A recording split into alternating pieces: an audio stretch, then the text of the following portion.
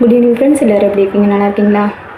அதாவது குடும்பத்தில் ஒரு சில விஷயங்கள்னால பிரச்சனைகள் வந்துக்கிட்டே இருக்கும். அது எதனால் பிரச்சனை வருது, அதுக்கு என்ன காரணம், அதை எப்படி நம்ம சால்வ் பண்ணுறது அப்படிங்கிறத பற்றி தான் இந்த வீடியோவில் சொல்லியிருக்கேன். அதனால் ஸ்கிப் பண்ணாமல் ஃபுல்லாக பாருங்கள். பார்த்தா தான் நான் என்ன சொல்லியிருக்கேன் அப்படிங்கிறது புரியும். அதுக்கு முன்னாடி நான் வாரத்தில் 3 வீடியோ போட்டுட்ருக்கேன். ஞாயிற்றுக்கிழமை, புதன்கிழமை, வெள்ளிக்கிழமை ஈவினிங் டயத்தில் தான் போடுறேன். டெய்லியும் ஷார்ட்ஸு ஈவினிங் டயத்தில் தான் போடுறேன். லைவ் ஒரு நாள் விட்டு ஒரு நாள் மதியத்தில் போட்டுட்ருக்கேன். எல்லாத்தையுமே பாருங்கள். பார்த்துட்டு பிடிச்சிருந்த லைக் பண்ணுங்கள், ஷேர் பண்ணுங்கள், கமெண்ட் பாக்ஸில் கமெண்ட் பண்ணுங்கள். சப்ஸ்கிரைப் பண்ணாமல் சப்ஸ்கிரைப் பண்ணுங்கள். சப்ஸ்கிரைப் பண்ணிவிட்டு பெல் ஐக்கானை கிளிக் பண்ணிவிட்டு ஆல்ங்கிறத கிளிக் பண்ணுங்கள். அப்போ தான் நான் போகிற வீடியோ ஷார்ட்ஸ் எல்லாமே உங்களுக்கு நோட்டிஃபிகேஷனாக வரும். ஓகேங்களா? இப்போ வீடியோக்குள்ளே போகலாமா? அதாவது ஹஸ்பண்ட் ஒய்ஃபுக்குள்ளே நிறைய ஒற்றுமை இருக்கும். அதாவது உண்மையான அன்பு, பாசம் எல்லாமே இருக்குங்க. இருந்தாலுமே ஒரு சில விஷயங்கள்னால அவங்களுக்குள்ள பிரச்சனை வரும். அது என்ன விஷயம் அப்படின்னா, இப்போ நான் மறைக்கிறது, எந்த ஒரு விஷயத்தையுமே மறைக்கிறது. இப்போ யாராவது ஒருத்தர் அவங்களுக்கு தெரியாமல் ஏதாவது ஒரு காசோ இல்லை ஏதோ ஒன்று வாங்கியிருக்காங்க அப்படின்னா அதை நம்ம வீட்டில் வீட்டில் இருக்கவங்கள்ட்ட சொல்லணும். ஹஸ்பண்டாக இருந்தாலும் சரி, ஒய்ஃபாக இருந்தாலும் சரி, நான் இவங்களுக்கு இவ்வளோ கொடுத்துருக்கேன், இல்லாட்டி நான் இதை கேட்டிருந்தாங்க நான் கொடுத்துருக்கேன், இல்லாட்டி இவங்க எனக்கு கால் பண்ணாங்க, நான் பேசினேன், இப்போ ஓயாமல் கால் பண்ணிக்கிட்டே இருக்காங்க, அதை நீங்கள் என்னன்னு கேளுங்க அப்படிங்கிற இந்த மாதிரி விஷயத்தில் நம்ம சொல்லிட்டோம் அப்படின்னா, நேராக அவங்கக்கிட்டே சொல்லிட்டோம்னா பிரச்சனை வராது. இப்போ ஒருத்தவங்க என்ன சொல்கிறாங்கன்னா, இப்போ நேராக நம்மகிட்ட பேசுகிறாங்க, காசு கொடுன்னு கேட்குறாங்க. காசு கொடு, எனக்கு அவசரமாக தேவைப்படுது அப்படின்னு சொல்லிட்டு அது ஒன்றுமே இல்லைங்க. சரிங்களா? இப்போ ஹஸ்பண்ட்டை கேட்டுட்டு ஒய்ஃப்கிட்டையும் கேட்குறாங்க, இல்லாட்டி ஒய்ஃப்கிட்ட கேட்டுட்டு ஹஸ்பண்ட்கிட்டே 2 பேர்கிட்டையுமே கேட்குறாங்க. ஏன்னா ஒரு குடும்பங்கும்போது ஹஸ்பண்ட் தெரியாமல் ஒய்ஃப் எதுவும் பண்ணக்கூடாது, ஒய்ஃப் தெரியாமல் ஹஸ்பண்ட் எதுவும் பண்ணக்கூடாது. இதுதான் உண்மையான குடும்பத்தில் பிரச்சனை வராமல் இருக்கிறதுக்கு இதுதான் நல்லது. சரிங்களா? ஆனால் ஒரு சிலர் என்ன பண்ணுவாங்க, அதை திருட்டுத்தனம் பண்ணுறவங்க என்ன பண்ணுவாங்கன்னா, இப்போ ஹஸ்பண்ட்கிட்டயோ ஒய்ஃப்கிட்டயோ என்ன பண்ணுவாங்கன்னா, இப்போ தான் எல்லாத்துக்கும் ஃபோன் வந்துடுச்சு. அப்போ ஃபோன் இருக்கும்போதுனா இப்போ வெளியில் போனதுக்கப்புறம் என்ன பண்ணுவாங்க, அவங்களுக்கு மட்டும் கால் பண்ணி அவங்களுக்கு தேவையானதை கேட்குறது. சரிங்களா? இப்போ ஒரு தடவை 2 தடவை கேட்குறாங்க, இவங்க இல்லைங்கிறாங்க. அப்படிங்கும்போது நம்ம என்ன பண்ணணும், சரி அப்படியே விட்டுட்டாங்கன்னா அவங்க ஒன்றும் பிரச்சனை இல்லை. சரியா? அவங்கள தப்பாக எதுவும் நினைக்க தேவையில்லை. ஆனால் இல்லைன்னு சொல்லியும் மறுபடியும் கால் பண்ணி உங்ககிட்ட பேசணும், உங்களை அவங்க வலைக்குள்ள சிக்க வைக்கணும் அப்படின்னு நினைக்கிறாங்கங்கிறத நீங்கள் புரிஞ்சுக்கணும். சரிங்களா? ஒரு தடவை 2 தடவை கால் பண்ணுறாங்க, அடுத்தது இல்லை அப்படின்னு சொல்லிட்டாங்க அப்படின்னா அப்படியே விட்டுட்டாங்கன்னா அது ஒரு பெரிய பிரச்சனையும் இல்லை, அது ஒன்றும் பிரச்சனையே இல்லை. சரிங்களா? ஆனால் மறுபடியும் நீங்கள் சொல்லியும் மறுபடியும் உங்களுக்கு கால் பண்ணி ஓயாமல் உங்கள் கூட பேச நினைக்கிறாங்க அப்படின்னா தயவுசெய்து அந்த காலை அட்டன் பண்ணாதீங்க. அவங்கக்கிட்ட பேச்சுவார்த்தை வச்சுக்காதீங்க, அவங்கள அவாய்ட் பண்ண பாருங்கள். சரிங்களா? அவங்க தான் உங்கள் குடும்பத்துக்கு பெரிய எதிரியாக இருப்பாங்க. உங்கள் குடும்பத்தில் பிரச்சனை வர முதல் காரணமே அவங்களா தான் இருக்கும். சரிங்களா? அவங்க நல்ல கேரக்டராக இருக்காது. ஏன்னா இப்போ நேரடியாக எதுவும் கேட்குறவங்க அவங்கள தப்பாக நினைக்க தேவையில்லை. சரிங்களா? இப்படி மறைமுகமாக திருட்டுத்தனமாக கால் பண்ணுறதோ இல்லை வெளியில் போனதுக்கப்புறம் பேசுகிறதோ அப்படி பண்ணுறாங்கன்னா அவங்க சரியான என்ன சொல்கிறேன்னா குடும்பத்தை கெடுக்கிறதுக்காகவே பண்ணுவாங்க. அவங்க கேரக்டர் அப்படி தான். அவங்க அவங்க வீட்டில் உண்மையாக இருக்க மாட்டாங்க. அவங்க ஹஸ்பண்ட் ஒய்ஃப்குள்ளே உண்மையான ரிலேஷன்ஷிப் இருக்காது. சரிங்களா? ஆனால் நீங்கள் உங்கள் ஒய்ஃப்கிட்டே இல்லை உங்கள் ஹஸ்பண்ட்கிட்டயோ உண்மையாக இருக்கீங்க அப்படின்னா தயவுசெய்து இந்த விஷயத்தை நீங்கள் உங்கள் குடும்பத்தில் இருக்கவங்க டிஸ்கஸ் பண்ணுங்கள். குடும்பத்தில் இருக்கவங்க எல்லாத்துக்கிட்டே இல்லை, ஹஸ்பண்டாக இருந்தால் ஒய்ஃப்கிட்டையும், ஒய்ஃபாக இருந்தால் ஹஸ்பண்ட்கிட்டையும் சொல்லுங்கள். இப்படி எனக்கு இப்படி அடிக்கடி கால் பண்ணுறாங்க, இப்படி கேட்குறாங்க, நான் சொல்லிட்டேன், இருந்தாலும் எனக்கு இப்படி கால் பண்ணுறாங்க அப்படின்னு சொல்லிட்டா அவங்க என்ன பண்ணுவாங்கன்னா நம்மளை புரிஞ்சுக்குவாங்க. பரவாயில்ல, தப்பு பண்ணலை, ஏன்னா நம்ம தப்பாக இல்லை, அதனால் நம்ம சொல்லிட்டோம்னா என்ன பண்ணாங்க, நம்ம மேலே அவங்களுக்கு ஒரு தப்பான எண்ணம் தோணாது. இதுவே நம்ம மறைச்சிடும். அவங்க பண்ணிக்கிட்டே இருக்காங்க, அவங்க பண்ணும்போதெல்லாம் நம்ம பேசிக்கிட்டே இருக்கோம், அதை இவங்ககிட்ட நம்ம வீட்லேயும் சொல்லாமல் அப்படியே அவங்க பண்ணும்போதெல்லாம் பேசிக்கிட்டே இருக்கோம், ஏதோ ஒரு பிரச்சனை வரும்போது தெரிஞ்சு போயிடும் அப்படிங்கிறதுக்காக சொல்கிறோம் அப்படின்னா அது பெரிய தப்பு. சரிங்களா? எல்லாத்துக்குமே சொல்கிறேன், யாரையுமே குறிப்பிட்டு சொல்லலை. சரிங்களா? ஹஸ்பண்ட் ஒய்ஃப் 2 பேத்துக்குமே சொல்கிறேன். அதனால் அவங்க தப்பான கேரக்டர் அப்படிங்கிறத நீங்கள் புரிஞ்சுக்கணும். உங்கள் ஒய்ஃபோ இல்லை உங்கள் ஹஸ்பண்டோ இது மாதிரி உங்களுக்கு தெரியாமல் ஏதாவது விஷயம் கால் பண்ணுறாங்க, யார் கூட பேசுகிறாங்க அப்படின்னா உங்களால் ஏற்றுக்க முடியுமா? உங்களால் தாங்கிக்க முடியுமா? அதனால் எவ்வளோ பிரச்சனைகள், எவ்வளோ வலிகள், எவ்வளோ குடும்பத்தில் எவ்வளோ பிரிவுகள், விரிசல் வரும் தெரியுமில்ல? அதனால நீங்கள் ஆரம்பத்திலேயே பார்த்துக்கோங்க. வீட்டில் இருக்கிறவங்களோட கேரக்டர் பாருங்கள். உங்கள்கிட்ட எப்படி நார்மலாக இருக்கிற மாதிரி இருக்காங்களா, இல்லை கொஞ்சம் அதாவது தள்ளி போகிற மாதிரி இருக்கா, பேச்சுவார்த்தையில் கொஞ்சம் டிஸ்டன்ஸ் மெயின்டைன் பண்ணுறாங்களா அப்படின்னு ஒரு சின்ன விஷயத்தில் நம்மளால் ஈஸியாக கண்டுபிடிக்க முடியும். ஹஸ்பண்டாக இருந்தாலும் ஒய்ஃபாக இருந்தாலும் உங்களோட நடத்தையில் ஈஸியாக கண்டுபிடிச்ச முடியும். நீங்கள் உண்மையாகவே அவங்க மேலே பாசம் வச்சுருந்தீங்கன்னா உங்கள் மனசே காட்டி கொடுத்துருவோம். சரிங்களா? அவங்க தப்பு பண்ணுறாங்க அப்படின்னா உங்கள் மனசை சொல்லிடுவோம். அதனால் நீங்கள் என்ன பண்ணுறீங்க, ஒவ்வொரு விஷயத்தையும் கவனமாக பண்ணுங்கள்.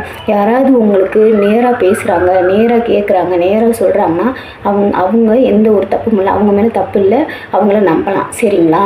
ஏதோ திருட்டுத்தனமாக போகிற இடத்துலையோ வர்ற இடத்துலையோ இல்லை தெரியாமல் வீட்டுக்கு தெரியாமல் இல்லை நம்ம வீட்டுக்கு தெரியாமல் அவங்க வீட்டுக்கு தெரியாமல் எப்படி கால் பண்ணுறாங்க, ஓயாமல் அடிக்கடி கால் பண்ணுறாங்க, அடிக்கடி பேசணும்னு நினைக்கிறாங்க அப்படின்னா அவங்க காலை அட்டன் பண்ணாதீங்க, பிளாக் லிஸ்ட்டில் போட்டுருங்க. அவங்க கூட பேசணும்னு அவங்களே பேசணும்னு நினச்சாலும் நீங்கள் அவாய்ட் பண்ணிவிட்டு போயிட்டே இருங்க. சரிங்களா? இதுதான் ரொம்ப ரொம்ப முக்கியமான விஷயம். இதனால தான் ஒவ்வொரு குடும்பமே கெட்டு போயிடுது. சரிங்களா? இப்போ அவங்க பேசுகிறாங்க. இப்போ நம்ம குடும்பத்தில் வந்து சண்டை வர்றது சகஜம்தான். இப்போ ஏதோ ஒரு விஷயத்துக்காக சண்டை வருதுன்னு வச்சுக்கோங்க. அப்போ என்ன பண்ணணும், நம்ம பேச மாட்டோம். சண்டை வந்துச்சுன்னா நம்ம பேச மாட்டோம். அவங்க இப்படி சண்டை போட்டாங்க, நீ அடிச்சிட்டாங்க, இப்படி பேசிட்டாங்க, திட்டாங்கன்னு பேசாமல் ஒதுங்கி போயிடுவோம். அப்படி பேசாமல் ஒதுங்கி போகும்போது அவங்க கால் பண்ணி பேசுவாங்கல்ல, அப்போ அவங்க கால் பண்ணி பேசும்போது என்னாகும், இவங்களுக்கு ஒரு ஆறுதல் ஆகி போயிடும். அப்போ நம்ம பிரச்சனையோ சண்டைனால பேசாமல் இருக்கோம், அவங்க பேசும்போது அவங்களுக்கு அது ஒரு ஆறுதல் ஆயிரும். அப்போ என்ன தோணும், ஆறுதலாக பேசும்போது அதுவே அவங்களுக்கு ரெகுலராக பேசணும், அதுவும் ஒரு ஆசை ஆகி போயிடும். சரிங்களா? அவங்கக்கிட்ட பேசாமல் இருக்கணும் அப்படிங்கிற எண்ணமே வராது. எப்படா அவங்க கால் பண்ணுவாங்க, எப்படா அவங்கக்கிட்ட பேசுவாங்க அப்படிம்பாங்க. அவங்க மெனக்கட்டு டைம் எடுத்து என்ன பண்ணுவாங்கன்னா அவங்கக்கிட்ட பேசணும்னேவும் செல்லை தூக்கிட்டு வெளியில் போயிடுவாங்க. நம்ம முன்னாடி பேச மாட்டாங்க, அதுக்குன்னே டைம் போயிடுவாங்க. எங்கேயாவது வேலை இருக்குன்னு சொல்லிட்டு எங்கேயாவது போயிட்டு அவங்க கூட நீண்ட நேரம் நிறைய டைம் ஸ்பெண்ட் பண்ணி ரொம்ப நேரம் பேசுவாங்க. அது தொடர்ந்து ரொம்ப நெருக்கமாகி போயிடும். அப்புறம் என்ன பண்ணுவாங்கன்னா ஒருத்தர் சந்திக்க ஆரம்பித்தாங்கன்னா போக அங்கே பார்க்கலாம் இங்கே பார்க்கலாம் அப்படின்னு சொல்லிட்டு மீட் பண்ணுவாங்க. எங்கேயாவது இப்படி மீட் பண்ணுறது அதே மாதிரி ரெகுலர் ஆக என்ன பண்ணுன்னா ஒன்றா குடும்பம் நடத்த ஆரம்பிச்சிருவாங்க. இதுதாங்க உண்மை வாழ்க்கையில். இது என்னன்னா இது வாழ்க்கையில் நடக்கிற சகஜம் தான். இது நிறையா குடும்பத்தில் இந்த பிரச்சனை தான் வருது. அதனால் நான் என்ன சொல்ல வரேன்னா, யாராவது நம்ம குடும்பம் ஹஸ்பண்டாக இருந்தாலும் சரி, ஒய்ஃபாக இருந்தாலும் சரி, யாராவது நம்மளுக்கு தெரியாமல் வீட்டுக்கு தெரியாமல் நம்மளுக்கு அடிக்கடி கால் பண்ணுறாங்க, இல்லை தேவையில்லாமல் பேசுகிறாங்க, இல்லை ஏதாவது திருட்டுத்தனமாக கேட்குறாங்க, நம்மளுக்கு தெரியும் நேராக கேட்டு நேராக பேசுகிறாங்க, 2 பேர்த்திட்டையுமே கேட்குறாங்க, 2 பேர்த்திட்டையுமே பேசுகிறாங்கன்னா அவங்கள்ட்ட நம்ம யதார்த்தமாக விட்டுறலாம், அவங்கள்ட்ட பேசலாம். சரிங்களா? நம்ம இல்லைன்னு சொல்லியும் நம்ம அவாய்ட் பண்ணுறோன்னு தெரிஞ்சும் அவங்க மறுபடியும் நம்மக்கிட்ட பேசுகிறாங்க, மறுபடியும் நம்மக்கிட்ட நெருங்க நினைக்கிறாங்க அப்படின்னு நினச்சிங்கன்னா, உங்களுக்கு தோணுச்சுன்னா தயவு செய்து அவங்கள அவாய்ட் பண்ணுறது ரொம்ப ரொம்ப நல்லது. உங்களுக்கு மட்டும் இல்லை, உங்கள் குடும்பத்துக்கும் நல்லது. உங்களுக்குன்னு ஒரு குடும்பம் இருக்குது, உங்களுக்கு பிள்ளைகள் இருக்குது. ஒருத்தர் பிரிஞ்சாலும் சரி அந்த குடும்பம் செதறி போயிடும். சரிங்களா? பிள்ளைகளுக்காக தான் நம்ம இருக்கிறோம். சரிங்களா? ஹஸ்பண்ட் இல்லாமல் ஒய்ஃப் இருக்க முடியாது, ஒய்ஃப் இல்லாமல் ஹஸ்பண்ட் இருக்க முடியாது. சமுதாயத்தில் எத்தனையோ பேர் இருந்தாலுமே ஆனால் நம்மளுக்கு நம்ம பிள்ளைகளுக்கு நம்ம 2 பேருமே இருக்கணும். அதுதான் ரொம்ப முக்கியம். பிள்ளைகளுக்கு நம்ம பார்த்துக்கிற மாதிரி அடுத்தவங்க பார்த்துக்க மாட்டாங்க. ஒரு நேரம் சோத்துக்கு பிள்ளைய கஷ்டப்படணுமா அப்படிங்கிறத நீங்களே யோசிச்சு பார்த்துக்கோங்க. சரிங்களா? ஒவ்வொரு குடும்பத்துக்காகவும் சொல்கிறேன். இந்த மாதிரி விஷயத்தில் தயவு செய்து கவனமாக இருங்க. அடுத்தவங்களோட தேவைக்கு நீங்கள் அதாவது போயிடாதீங்க. அவங்க தேவைக்கு உங்களை யூஸ் பண்ணிக்கிறாங்க அப்படிங்கிறத புரிஞ்சு நீங்கள் அவங்கக்கிட்டேருந்து விலகி இருக்கிறதா உங்களுக்கு நல்லது. இருக்கிற வரைக்கும் இப்போ சண்டையாக இருந்தாலும் வம்பாக இருந்தாலும் ஒன்றுமே இல்லை, காசு மணி எதுவுமே இல்லைனாலும் ஹஸ்பண்ட் ஒய்ஃபில் சண்டை வந்தாலும் உண்மையான பாசம் இருக்கும். உங்களுக்கு முடியலன்னா இவங்க பார்ப்பாங்க, இவங்களுக்கு முடியலன்னா அவங்க பார்ப்பாங்க, அவ்வளோதான். சரிங்களா? ஆனால் அந்த அடுத்தவங்க வர்றாங்க பார்த்தீங்களா, இடையில ஒருத்தவங்க வர்றாங்க பார்த்தீங்களா, அவங்க இருக்கிற வரைக்கும் பிடிங்கி தின்னுட்டு போயிடுவாங்க. நாளைக்கு படுத்து கிடந்தீங்கன்னா ஏன்னு கேட்க மாட்டாங்க. சரிங்களா? நல்ல ரத்தம் இருக்கிற வரைக்கும் தான் அவங்களுக்கு காசு பணம் தேவைப்படுற வரைக்கும் இருக்கிற வரைக்கும் சுருட்டிட்டு போயிடுவாங்க. சரிங்களா? அடுத்தவனை பார்த்து போயிடுவாங்க. ஆனால் நம்மளுக்கு கடைசியில் படுத்துக்கிட்டோம்னா நம்ம ஒய்ஃபு நம்ம ஹஸ்பண்டை தான் பார்ப்பாங்க. நம்ம பிள்ளைங்க கொஞ்ச நாளைக்கு தான் நம்ம கூட இருப்பாங்க.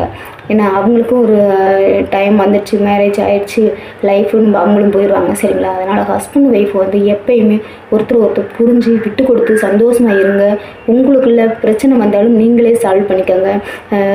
அதாவது என்ன சொல்ல வரேன்னா, பிரிகிற அளவுக்கு நடந்துக்காதீங்க, உண்மையாக இருங்க. சரிங்களா? எந்த ஒரு பிரச்சனை இருந்தாலும் நம்ம நேராக சொல்லிட்டோம் அப்படின்னா அந்த பிரச்சனையே வராது, அப்படியே போயிடும். அடுத்தவங்க சொன்னாலுமே இவங்க எங்கள் வீட்டில் அப்படி இருக்க மாட்டாங்க, எனக்கு தெரியும் அவங்கள பற்றி, என்கிட்ட எதுனாலும் சொல்லிடுவாங்க, உண்மையாக இருக்காங்க அப்படின்னு சொல்லிட்டு இவங்க உங்களுக்கு சப்போர்ட் பண்ணுவாங்க. ஆனால் இதுவே நீங்கள் மறைச்சு அடுத்தவங்க சொல்கிறாங்க அப்படின்னா உங்கள் மேலே இருக்கிற நம்பிக்கை சுத்தமாக போயிடும். சரிங்களா? நீங்கள் உண்மையாகவே சொன்னாலும் அவங்க நம்பவே மாட்டாங்க, உங்களோட மதிப்பு போயிடும். அடுத்தவங்கனால வெளியில் பிரச்சனை தெரிஞ்சிச்சுன்னா உங்களோட மரியாதை போயிடும். அதனால் நீங்கள் மதிப்போடும் மரியாதையோடும் இருக்கணும் அப்படின்னு நினச்சிங்கன்னா உங்கள் ஒய்ஃப்கிட்டே உங்கள் ஹஸ்பண்ட்கிட்டே உண்மையாக இருங்க.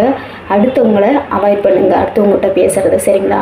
இந்த வீடியோ பிடிச்சிருந்தா லைக் பண்ணுங்கள், ஷேர் பண்ணுங்கள், கமெண்ட் பாக்ஸில் கமெண்ட் பண்ணுங்கள். சப்ஸ்கிரைப் பண்ணாமல் இருந்தீங்கன்னா சப்ஸ்கிரைப் பண்ணுங்கள்.